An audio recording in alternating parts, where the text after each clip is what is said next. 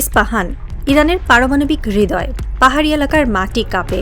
কিছুদিন আগে যুক্তরাষ্ট্রের একটি গোপন মিশন পাইলট উদ্ধারের নামে, কিন্তু ইরান এখন বলছে সেটি ছিল আরও বড় কিছু, যেখানে হারিয়েছে যুক্তরাষ্ট্র এক জাদু কবচ। যে জাদু কবচ তৈরি করতে লেগেছিল কয়েক দশক। নাম ডিরেকশনাল ইনফ্রারেড কাউন্টার মেজার, সাংকেতিক নাম AAN AAQ-24V24, নির্মাতা নর্থরপ গ্রুম্যান। যুক্তরাষ্ট্রের বিমান বাহিনীর সবচেয়ে গোপন ও সংবেদনশীল প্রযুক্তিগুলোর একটি এটি। এই প্রযুক্তি বিমানকে হিট সিকিং বা ইনফ্রারেড গাইডেড মিসাইল থেকে রক্ষা করে। কাঁধে বহনযোগ্য ক্ষেপণাস্ত্রের হিট সিকার সেন্সরকে অন্ধ করে দেয়। বিমানের আশেপাশে থাকা ৫-৬টি অত্যাধুনিক 2 কালার ইনফ্রারেড সেন্সর যে কোনো মিসাইল শনাক্ত করে। মিলি সেকেন্ডের মধ্যে আগত মিসাইলের দিকে ইনফ্রারেড রশ্মি নিক্ষেপ করে। মিসাইল তার দিক নির্দেশনা হারিয়ে ফেলে, অন্ধ হয়ে যায়। এই প্রযুক্তি ইতিমধ্যে যুক্তরাষ্ট্রের ৫০০-র বেশি বিমানে স্থাপন করা হয়েছে। কার্গো লিফটার, বোমারু বিমান, অ্যাপাচি ও ব্ল্যাক হক হেলিকপ্টার সবকিছুকে সুরক্ষা দেয় এই অদৃশ্য ঢাল। যুক্তরাষ্ট্র ভেবেছিল এই প্রযুক্তি কখনো শত্রুর হাতে যাবে না, কিন্তু ভুল। ইস্পাহানের আকাশে সেই মিশনে যুক্তরাষ্ট্রের একটি C-130 বিমান থেকে এই যন্ত্রপাতি প্রায় অক্ষত অবস্থায় ইরানের হাতে পৌঁছে গেছে। যুক্তরাষ্ট্র নিজের বিমান ধ্বংস করেছিল, কিন্তু সবকিছু নয়। এই একটি যন্ত্রপাতি এখন ইরানের গবেষণা কেন্দ্রে। তেহরান রিভার্স ইঞ্জিনিয়ারিং করছে, চীন ও রাশিয়াকেও হয়তো পৌঁছে দেবে। আর এই একটি ঘটনা যুক্তরাষ্ট্রের সামরিক শ্রেষ্ঠত্বের ভিত নড়িয়ে দিয়েছে। কারণ এখন যুক্তরাষ্ট্রের সব কার্গো বিমান, হেলিকপ্টার, এমনকি যুদ্ধ বিমানও অনিরাপদ হয়ে যেতে পারে। চীন, রাশিয়া ও ইরান এই প্রযুক্তি বুঝতে পারলে তারা নতুন ধরনের কাঁধে বহনযোগ্য ক্ষেপণাস্ত্র তৈরি করবে। যুক্তরাষ্ট্রের কয়েক দশকের গবেষণা, বিলিয়ন বিলিয়ন ডলারের বিনিয়োগ এক রাতে অর্থহীন হয়ে যেতে পারে। একজন পেন্টাগন কর্মকর্তা নাম প্রকাশ না করে বলেন, এটি আমাদের সবচেয়ে বড় গোয়েন্দা ব্যর্থতা। এই প্রযুক্তি হাতছাড়া হওয়া মানে যুদ্ধক্ষেত্রে আমাদের বিমান চলাচলের স্বাধীনতা শেষ। ইরানের রাষ্ট্রীয় টেলিভিশন ইতিমধ্যে এই প্রযুক্তির ছবি প্রকাশ করেছে। একটি অক্ষত যন্ত্র পাইলটের আসনের পাশে রাখা। ক্যামেরায় ধরা পড়েছে এর সেন্সর, কন্ট্রোল ইউনিট ও তারের জটিল বুনন। ইরানি সূত্র বলছে তারা ইতিমধ্যে প্রযুক্তিটি বিশ্লেষণ করা শুরু করেছে। ইরানের জন্য এটি সুযোগ, রাশিয়ার জন্য এটি স্বপ্ন। ইরানের জন্য এটি উপহার, যুক্তরাষ্ট্রের জন্য এটি দুঃস্বপ্ন। মস্কোর সামরিক বিশ্লেষকরা বলছেন রাশিয়া এই প্রযুক্তি পেতে ইরানকে বিলিয়ন ডলার দিতে রাজি। চীন তো ইতিমধ্যে যোগাযোগ শুরু করে দিয়েছে। যুক্তরাষ্ট্রের কংগ্রেসে জরুরি শুনানি ডাকা হয়েছে। আইন প্রণেতারা প্রশ্ন তুলেছেন, কিভাবে এত সংবেদনশীল প্রযুক্তি শত্রুর হাতে গেল। পেন্টাগন বলছে, আমরা তদন্ত করছি, কিন্তু তদন্তের সময় ইরান হয়তো প্রযুক্তি উল্টে ফেলবে।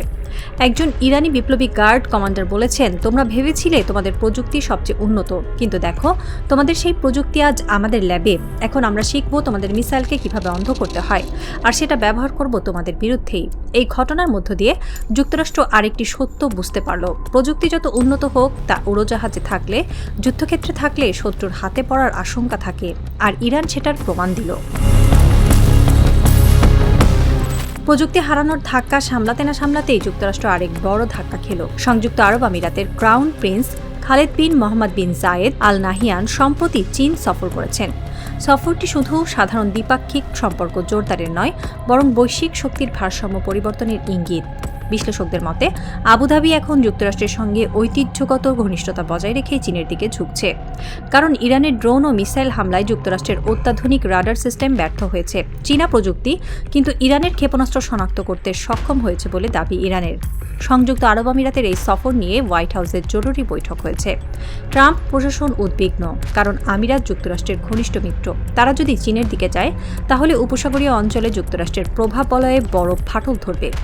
একজন আমিরাতি কূটনীতিক বলেছেন, আমরা যুক্তরাষ্ট্রকে পাশে রাখতে চাই, কিন্তু আমাদের নিরাপত্তার প্রয়োজন। ইরানের হামলায় যুক্তরাষ্ট্রের অস্ত্র ব্যর্থ হয়েছে। চীন যদি সেরকম অস্ত্র দেয়, তাহলে আমরা সেটা নিতে বাধ্য। এই এক বাক্যে ফুটে উঠেছে মধ্যপ্রাচ্যের নতুন ভূ রাজনীতি। যুক্তরাষ্ট্রের একছত্র আধিপত্য এখন নেই। চীন এখানে এসেছে, থাকবে। প্রযুক্তি ও কূটনীতির পাশাপাশি সামরিক ময়দানেও নতুন সমীকরণ। সৌদি আরব ইরানের সঙ্গে বড় যুদ্ধের আশঙ্কায় পাকিস্তানের সঙ্গে ন্যাটো স্টাইলে সামরিক চুক্তি সক্রিয় করেছে। আর তার ফলশ্রুতিতে পাকিস্তান তার JF-7 থান্ডার যুদ্ধবিমান সৌদি আরবে মোতায়েন করেছে। কিং ফয়সাল বিমানবন্দরে এখন পাকিস্তানি বিমান বাহিনীর উপস্থিতি। আরও রয়েছে F-6 যুদ্ধবিমান। পাশাপাশি গোয়েন্দা সূত্র বলছে 10 থেকে 13 হাজার পাকিস্তানি সেনা ইতিমধ্যে সৌদি আরবের পূর্বাঞ্চলে মোতায়েন হয়েছে। এখন প্রশ্ন হলো, পাকিস্তান তো ইরান ও যুক্তরাষ্ট্রের মধ্যে মধ্যস্থতাকারী ছিল, ইসলামাবাদে বৈঠক হয়েছে, পাকিস্তানের সেনাপ্রধান দুই পক্ষের মধ্যে দৌড়ঝাঁপ করছেন, তাহলে পাকিস্তান কেন সরাসরি ইরানের সম্ভাব্য প্রতিপক্ষ সৌদি আরবে সেনা মোতায়েন করল? এই দ্বৈত নীতি ইরানের জন্য বড় চ্যালেঞ্জ। ইরান এখন কি পাকিস্তানকে মধ্যস্থতাকারী মানবে? যদি মানে তাহলে পাকিস্তানের ভূমিকা কতটা নিরপেক্ষ? উত্তর এখনও অজানা। একজন ইরানি কূটনীতিক বলেছেন, পাকিস্তান বলছে আমরা মধ্যস্থতা করছি, আবার তারা সৌদি আরবে সেনা পাঠাচ্ছে ইরানের বিরুদ্ধে। এই দ্বিচারিতা আমরা মেনে নিতে পারি না। ইরান এখন নতুন মধ্যস্থতাকারী খুঁজছে। সেই তালিকায় নাম আছে চীনের, রাশিয়ার, এমনকি ওমানের। পাকিস্তান হয়তো প্রথম সারি থেকে সরে যাচ্ছে।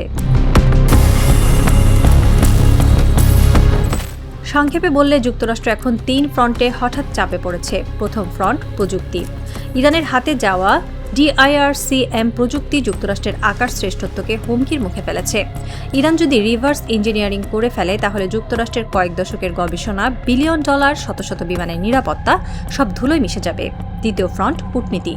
সংযুক্ত আরব আমিরাতের চীন সফর প্রমাণ করছে উপসাগরীয় দেশগুলো এখন যুক্তরাষ্ট্রের পরিবর্তে চীনের দিকে তাকাচ্ছে। যুক্তরাষ্ট্রের প্রভাবলয় সংকুচিত হচ্ছে। তৃতীয় ফ্রন্ট সামরিক। পাকিস্তান সৌদি আরবে সেনা মোতায়েন করায় ইরান ও পাকিস্তানের সম্পর্ক জটিল হয়ে গেছে। মধ্যস্থতাকারী হারানোর আশঙ্কায় যুক্তরাষ্ট্র। ট্রাম্প প্রশাসনের এই 3 ফ্রন্টে এখন হাত পা একসঙ্গে। তিনি চান আলোচনা, কিন্তু ইরান তাড়াহুড়ো করছে না। ইরানের বক্তব্য গ্যারান্টার চাই, আর সেই গ্যারান্টার হতে পারে চীন। ট্রাম্প কি চীনকে গ্যারান্টার মেনে নেবেন, নাকি তিনি আরও চাপ বাড়াবেন? এই প্রশ্নের উত্তর এখন অজানা। ওয়াশিংটনে ট্রাম্প বসে আছেন, তার সামনে 3টি রিপোর্ট। প্রথম, ইরানের হাতে গোপন প্রযুক্তি। দ্বিতীয়, আমিরাতের চীন সফর। তৃতীয়, সৌদি আরবে পাকিস্তানের সেনা মোতায়েন। তিনি নীরব, সেই ভীতিকর নীরবতা। বড় ঝড় আসার আগে যেমন চারপাশ নিস্তব্ধ থাকে, ট্রাম্পের এই নীরবতা ঠিক তেমনই। ইরানের পররাষ্ট্রমন্ত্রী আগারচি বলেছেন, আমরা যুক্তরাষ্ট্রের সঙ্গে দ্বিতীয় দফার আলোচনায় বসার সিদ্ধান্ত এখনও নেইনি, কারণ আমরা চাই গ্যারান্টার, আর সেই গ্যারান্টার হতে পারে চীন। ট্রাম্প কি চীনকে মেনে নেবেন? যদি মেনে নেন তাহলে মধ্যপ্রাচ্যে চীনের প্রভাব বাড়বে। যদি না মানেন তাহলে আলোচনা ভেস্তে যাবে, যুদ্ধ বাড়বে। কিন্তু যুদ্ধ বাড়ালে তো যুক্তরাষ্ট্রের প্রযুক্তি ইরানের হাতে, বিমান অনিরাপদ, মিত্ররা পিছু হটছে, কংগ্রেস বিপক্ষে। তাহলে যুদ্ধ চালানোর সামর্থ্য কার? অপেক্ষার শেষ প্রহর। ট্রাম্প কি আলোচনায় বসবেন, নাকি আবার হামলা করবেন? কেউ জানে না, কিন্তু এতটুকু নিশ্চিত, ইরান মাথা নত করবে না। ইরান শুধু একবার মাথা নত করে, সিজদায় আল্লাহর সামনে, ট্রাম্পের সামনে নয়, কখনো না।